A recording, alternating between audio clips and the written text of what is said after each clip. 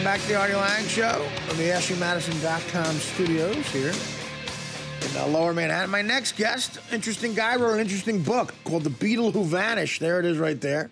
And it's about a guy, not a lot of people knew this, I didn't, a guy named Jimmie Nicol filled in for Ringo Starr during the Beatles' first world tour in 1964 because Ringo was sick. And for 13 days, he was the Beatles drummer, and then he vanished. He basically disappeared. And this is a book about, the Beatles in general, but basically based on that story, which is a fascinating one. Here's Jim Berkenstadt. What's up, buddy? Hey, nice to be on your show. How Thanks, you doing? Artie. Doing good. Jim, so how do you get interested in a story like this? Like, how do you find out about it? And then, are you from New York? Where are you from? No, I live in Madison, Wisconsin. Is that where you're from? I'm from Chicago. And a huge music fan, Beatles fan Music to begin fan, with, or Cubs fan, Blackhawks fan, Beatles fan. so you had to get somebody good in there, the Beatles. Yeah, had to throw the Beatles in there. But I started as a Beatles fan. You hear about Ed this Sullivan. story, Right? which was not I like to consider myself a big fan of the Beatles and classic rock, and I don't really know much about this. Kind of heard about it. But what a fascinating story. How do you hear about it and then sort of get into it? Do we want to write a book? I was fascinated that there was always ever just this one sentence about Jimmie Nicol replacing Ringo Starr on their first ever world tour because Ringo got ill. And so I always wanted to know, well, what's this guy's backstory? Where did he come from? Why was he chosen? What was wrong with Ringo, real quick, first, by the way? Tonsillitis. So he had to go go in quick the hospital for procedure and then right back. Actually, he didn't have the procedure at that time. They waited 6 months, but He's probably scared to death. He saw what happened with Pete Best. He took over. That's not happening to me. He felt very insecure while in the hospital because he was seeing newsreels of Jimmie Nicol running around with the Beatles. Right. So he's like, I'm not doing what I did to Pete Best here. Right. But I wanted to know who was this guy? Where did he come from? Why'd they pick him? Why was there such short notice? What was it like for an average guy, an everyman, to just suddenly be thrust into the biggest band in the world of all time during the height of their fame? What would that be like for an average guy? I mean, one day, no one even looks at you. The next day, you come out of a limousine, and they're tearing your clothes off.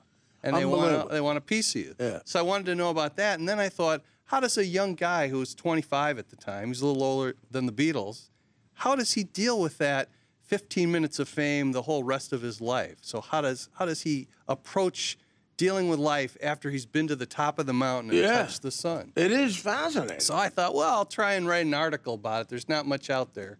And then over the years, it took 6 years, I finally was able to track it down and found that although his 13 Days of Fame made headlines, that there was a real mystery here because this guy, his life was then riddled with blacklisting, betrayal, drugs, divorce, and then finally he disappeared seemingly forever, causing people to wonder whether he was dead or alive. So I had to dig into that. Yeah, I mean, like any writer would, anybody who's interested in music would. I mean, is this guy an American? Is he? No, he was born in London. He's the only quote unquote Beatle born outside of the Liverpool area. He was born in London, and he grew up. They had some kind of similar Boy Scout thing there where he learned military drumming and such. Right. But then when he got old enough, he moved into the big city there in London and started working at a Boozy and Hawkes store repairing drums. And then he would hear, as a result, he'd hear where the gigs were happening or the jams. And he'd go to these little coffee clubs in Soho in London and just jam with people till finally he got offered a job with his first band, Colin Hicks and the Cabin Boys. Okay. And then the Beatles sort of hear about him through that? Like when they need a drummer because Ringo's sick, how do they know about him? Well, that's an interesting question. I think, actually, that Paul McCartney knew about him because at the time, Jimmie Nicol was playing for the hottest live band in London at the time called Georgie Fame and the Blue Flames. And McCartney was friends with Georgie and would go to these shows.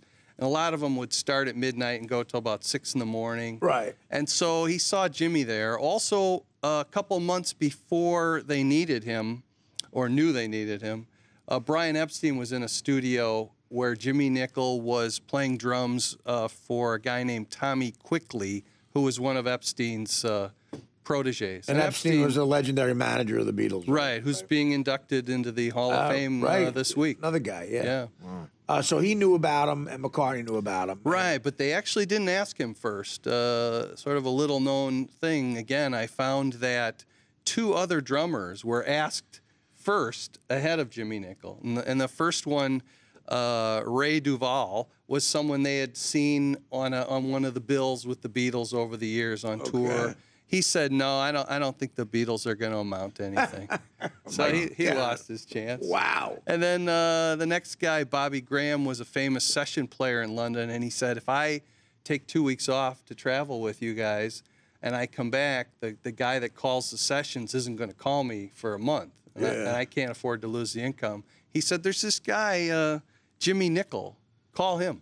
Wow. And the strange thing was Jimmie Nicol was really the best guy for the job because he knew all of Ringo Starr's drum parts for all those songs. Wow, how was that? Well, he had been in the studio a few months earlier, and some producer came in and asked a group of session players to learn the top hits of the day. Well, at the time, most of them were Beatles songs. Yeah.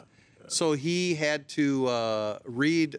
Someone had transcribed Ringo's drumming into musical notes, and Jimmie Nicol had to read it all, and he memorized all of the parts. So, I mean, talk about the stars lining up for this guy. Everything happened for him. Yeah. Yeah. So where did he tour with them on those 15 days? They went to the Netherlands and played there on both TV and in concert. And then they came back to London. They flew backwards to London and then took another flight from London to Hong Kong, which had about 4 or 5 stops along the way. Oh, wow. And just to tell you how big the Beatles were then, no internet, no texting, none of this stuff. And they would land in some foreign country which doesn't even know the English language at 2 in the morning, and the airport would be surrounded with kids. Right. You know, how does that happen? I know. Well, I mean, they were, insanely huge, I guess. You know what I mean? And he gets thrown into this. Now, does it change his life in a long-term way, in any way at all? I mean, in any form, does he see any success? Sounds like it changed it negatively. Well, I mean, it was a mixture. It was sort of a, this is like a cautionary tale. You know, there were some positive things that came from it. When he got back after the Beatles tour, Pi Records, where he had recorded a couple songs with his own solo group, instantly helped him put together a band. They went out on tour, but right away, Dave Clark of the Dave Clark Five got sick, and the Dave Clark Five had this like 3-week gig somewhere in England, like a summer resort place, and they slotted Jimmie Nicol's band in there and paid them what they would have paid Dave Clark Five. So that was a ton of money. Then they toured England there, and they toured around, and so he had some good times and bad. The Beatles went to Hong Kong with him. They went to Australia with him, and then Ringo flew back and met them in Melbourne, Australia. And there's a picture in the book, right here, the book, which shows all 5 Beatles on a balcony waving to the crowd. So it's like the only time you ever see 2 Beatles in a picture. And there were 5, 2 drummers. I mean, literally, think about what you're talking about. You got Melbourne, Australia, Netherlands. I mean, Sydney, he really was Hong all over Kong. the place. He was all over the place, and I think during the tour, he started to feel like he was getting along so well with them socially. They were partying, and they were playing really well together. I think he started to get it in his head that maybe they might reject Ringo and let him keep going. It was an unrealistic thought. When Ringo got back, animosity that Ringo had towards him that lasted a long time, or even a little bit? No, Ringo wasn't upset with him at all, because mainly he got his seat back right away. And so there was no kind of insecurity that caused him to be angry towards him only at while all? he was in the hospital, Ringo commented that he felt kind of funny seeing the boys go off with someone else. But once he got back, it's interesting because there's a famous press conference that shows all 5 of them again together, and you see instantly that the 4 of them have closed, the wagons around each other again now that Ringo's back, and they're sort of leaving Jimmy out in the cold, and even the TV camera that has all 5 sort of zooms in so you only see the 4 Beatles. Really? So, you know, it was sort of the beginning and the end, and he realized it. The problem is he had a little trouble with Brian Epstein, who had flown over there with Ringo. And Jimmy had been able to go wherever he wanted on the tour at nighttime if he wanted to go out or something. Yeah. No one stopped him. But as soon as Epstein got there, it got very strict again. And so Epstein said, go pack your bag, and tomorrow we'll take you to the airport. And Jimmy just felt like he'd been rejected there. And so he snuck out of the hotel, went to a bar, and he was sitting there calmly drinking and having a cigarette. Yeah. All of a sudden, he heard these screeching tires pull up outside the bar, and 2 of the Beatles road managers came running in and said, what are you doing here? And he said, having a beer. and they said, you can't be here. You have to get back into the hotel. And he said, why? I'm not a Beatle anymore. Yeah. And they said, you are a Beatle until we put you on that plane. Oh, God. So, you know. I mean, so they were that sort of really Well, it was just corporate. Epstein's rules were very strict, and it was you must stay in the box. And Jimmy was a very independent guy. He didn't like all the boxes, you know, hotels a box, backstage is a box, the limo's a box, and he just got tired of that. Now, all the reports here about Pete Best was as soon as it was over, it was over. He never got any more contact with those guys ever again. Did Nicol ever talk to them? Not true, ever? though. Yeah, that's not true. That's not true. Turns out that that actually Neil Aspinall, who was with the Beatles for years until he passed away, had a relationship with Pete Best's mom. And so they were in contact over the years. And in fact, when the Beatles put out their anthology release in the mid-'90s, Pete Best was financially rewarded for the songs that he recorded that they put on that album. But I mean, as far as hanging out, like knowing them a little bit, having a relationship with them, I would, you know. That didn't happen. Right. Still. But he was rewarded money, though. Yeah, in the mid-'90s, Pete Best was, yeah. And Jimmie Nicol, no. Yeah, what's interesting is in 1984, Jimmie Nicol went with his son to a Beatle convention in Holland. And it went really well, and he liked it. And there's pictures of that in the book. Yes. And when he came back 10 years later, 94, this Holland Beatle Fest guy came to England and asked Howie, Jimmy's son, could Jimmie come back to Holland? Now it's the 30th anniversary of him touring with the Beatles. And he said, no, I'm sorry, he's dead. And so, and McCartney asked Howie, hey, we'd like to have Jimmie Nicol be in our movie, The Anthology, as during that part of it. And again, Howie said, no, not going to happen. So, like, they created this sort of fake death so Jimmy Jimmy could vanish. No kidding. And he involved his son, and his son, you know, later got caught in kind of a lie there because he turned out to not be dead. That really is crazy. There's a lot of crazy stories in this book. Why did he put his kid up to doing that? I think that he felt that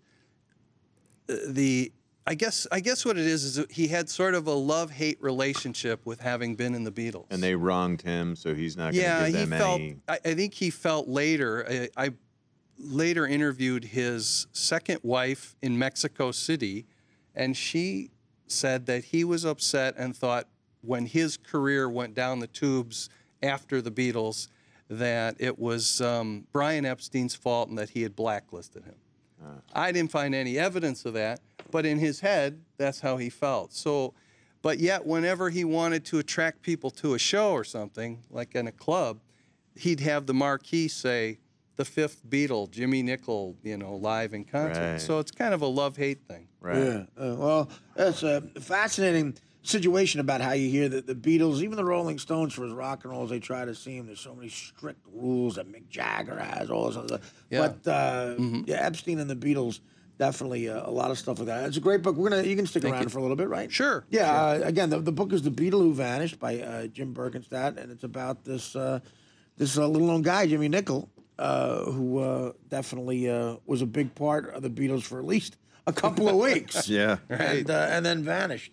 1 second, let me try to find this commercial. I have to read. Welcome to radio. fantasy baseball fans, on opening day, DraftKings.com is awarding over $500,000 in cash prizes. $500,000 day one.